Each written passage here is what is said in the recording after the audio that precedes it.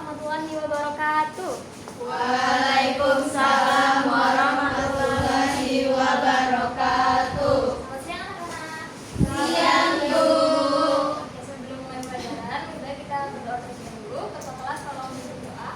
Semoga teman-teman sebelum kita belajar, mari kita berdoa menurut agama kita masing-masing. Berdoa dimulai. Berdoa selesai. Terima kasih. Bagaimana kabarnya hari ini? Alhamdulillah, baik, Bu. Oke. Bagaimana perasaan hatinya? Apakah senang atau capek, sedih? Senang. Kalau senang, coba nilai dari 1 sampai 100%. Berapa senangnya? 50. 1. Karena ada putri jadi 70 aja.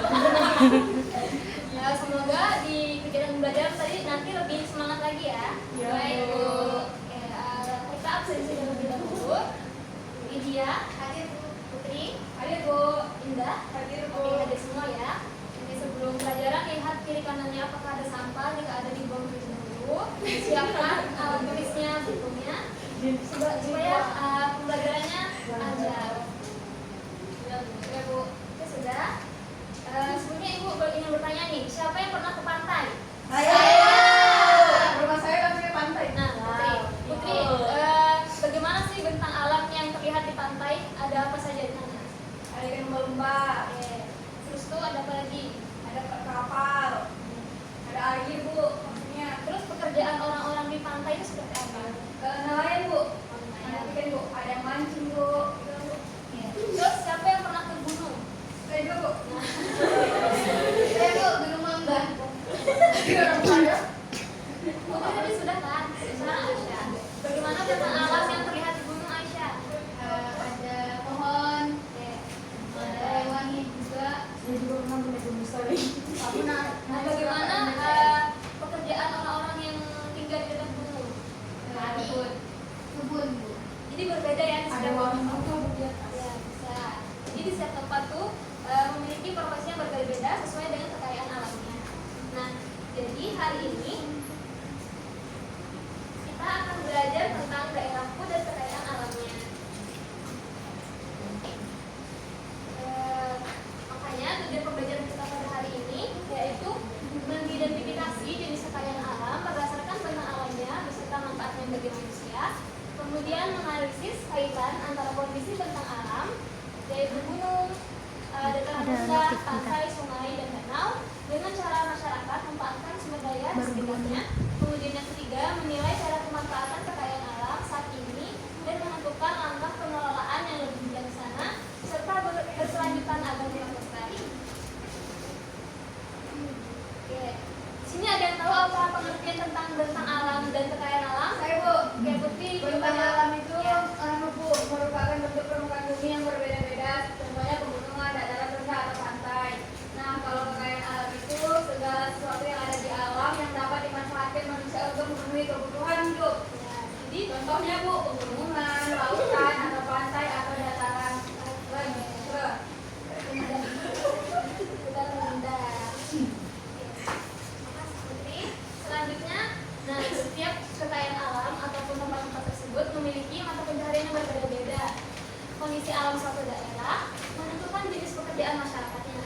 Contohnya di masyarakat pesisir cenderung menjadi nelayan. Kemudian masyarakat di dataran tinggi cenderung menjadi petani kebun. Kekayaan alam ini harus dikelola agar memberikan kesejahteraan bagi warga sekitar. Kemudian setelah kita memiliki kekayaan tersebut, kita harus mengelolanya dengan bijaksana. Siapa yang mau bantu Ibu? Saya, Bu. Oke, Putri, silakan.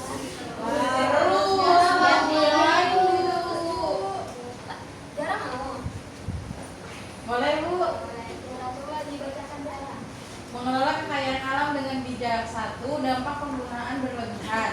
Penggunaan kekayaan alam yang tidak terkontrol menyebabkan pemborosan energi dan kerusakan lingkungan yang serius. Aktivitas seperti penambangan liar atau penggunaan bom ikan dapat merusak ekosistem dan meningkatkan emisi karbon yang memicu pemanasan global. Ini dibaca semua, Bu. Siapa yang mau baca lagi? Saya, Bu. Putri ya. Ya, Bu. Energi terbarukannya itu contohnya tenaga surya, ventilasi, dan cahaya alami, Bu. Ada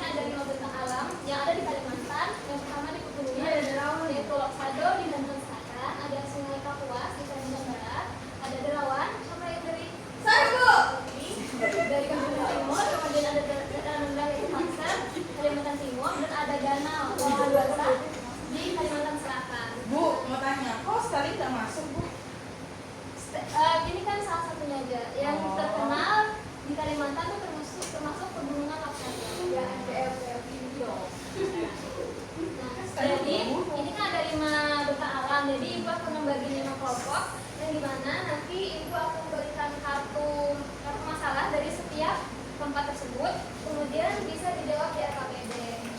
Ibu bagi kelompoknya dulu ya. Baik, Bu.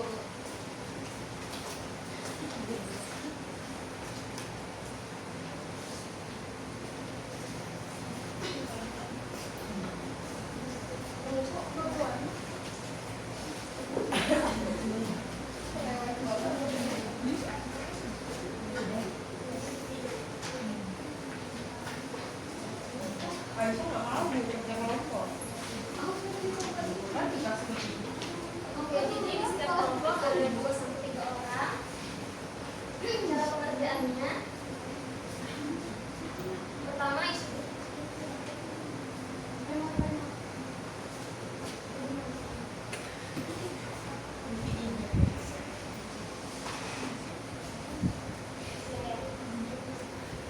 Pertama isi dulu nama kelompoknya, anggotanya, kelas dan tanggal. Kemudian tujuan kita pada pengerjaan RKPD ini ialah menganalisis hubungan tentang alam dan kekayaan alam, kemudian pengelolaan sumber dayanya, dan menentukan solusi bijak dan berkelanjutan. Nah, terlebih dahulu tujuan pembelajarannya, kemudian identifikasi tuh kartu masalah yang telah ibu berikan.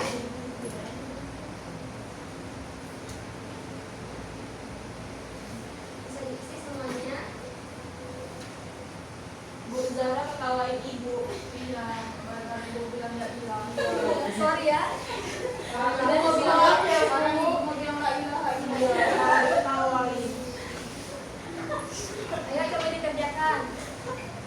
Kalau nggak ada yang kurang paham, saya tanya ke ibu ya.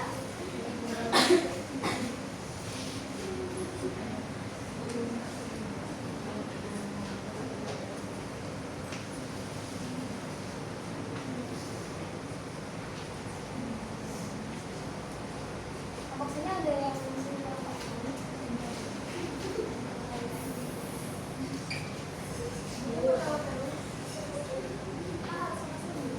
Masya Allah. Ibu adalah cikgu kesayangan. Sayang ibu. Sudah selesai semua? Sudah, Bu. Siapa yang mau maju? Tidak. Kok Rima nggak pernah maju, Bu? Kenapa sih? Bu sama Aisyah, Bu. Ya, boleh. Aisyah maju. Aisyah maju.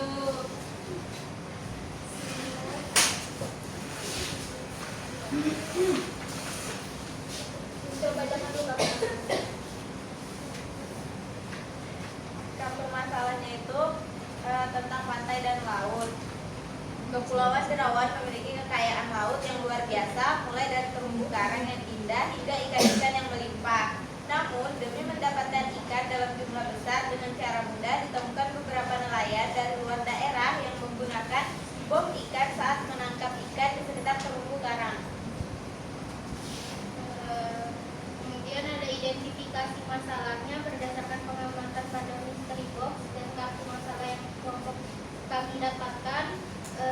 Pertanyaan pertama ada berdasarkan kartu masalah kejadian buruk apa yang sedang terjadi di daerah tersebut. Jawabannya, penggunaan bom ikan oleh nelayan dari luar daerah untuk menangkap ikan secara instan di sekitar terumbu karang Kepulauan Derawan. Kemudian siapa saja pihak yang terkena dampak langsung dari masalah tersebut, yaitu ada nelayan lokal, hasil tangkapannya jadi berkurang di masa depan. Kemudian wisatawan, keindahan laut itu jadi rusak dan biota laut, ikan dan terumbu karangnya jadi mati. Mengapa kekayaan alam yang banyak tidak selalu membuat masyarakatnya sejahtera? Karena jika dikelola dengan cara yang merusak seperti menggunakan bom, kekayaan alam akan hancur dengan cepat sehingga masyarakat kehilangan sumber penghasilan jangka panjang.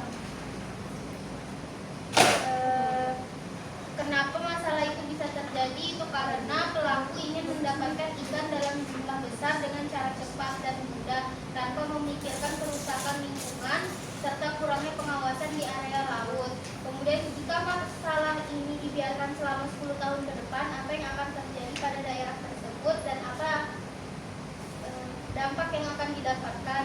Terumbu karang akan hancur total dan menjadi kuburan bawah laut. Ikan-ikan tidak lagi memiliki tempat tinggal sehingga nelayan sulit mencari ikan dan wisatawan tidak mau datang lagi ke Derawan.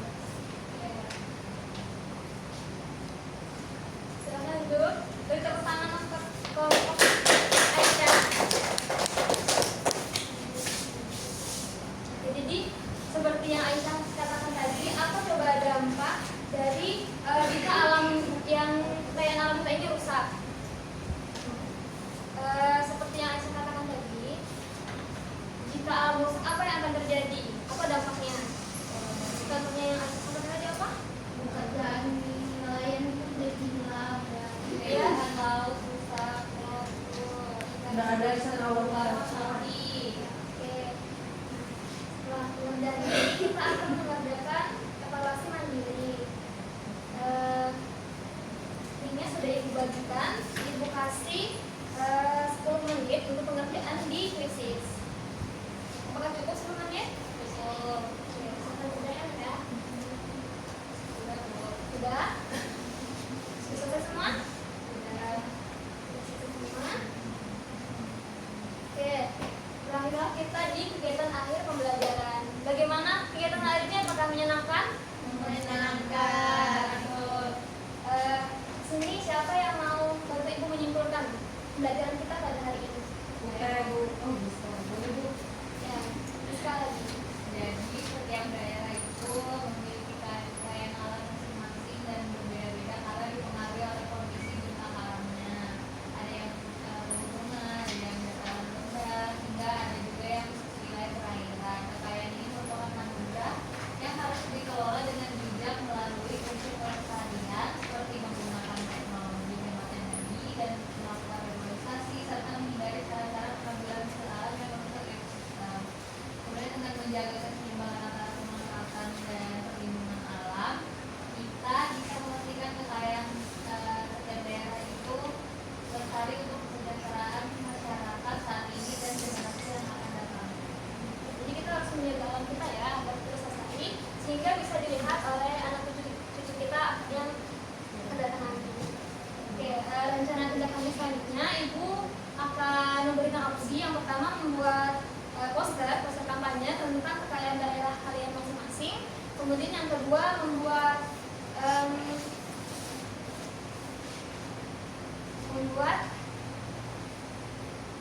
postingan di sosial media tentang kekayaan alam. Oke, bolehlah kita pada kegiatan hari ini. Ibu mohon maaf jika ada kesalahan kekurangan dalam penyampaian dan disampaikan. Ketua kelas tolong pimpin doa. Sebelum mengakhiri kegiatan hari ini, mari kita berdoa bersama. Berdoa dimulai. Berdoa selesai. Terima kasih. Ibu Assalamualaikum warahmatullahi wabarakatuh. Waalaikumsalam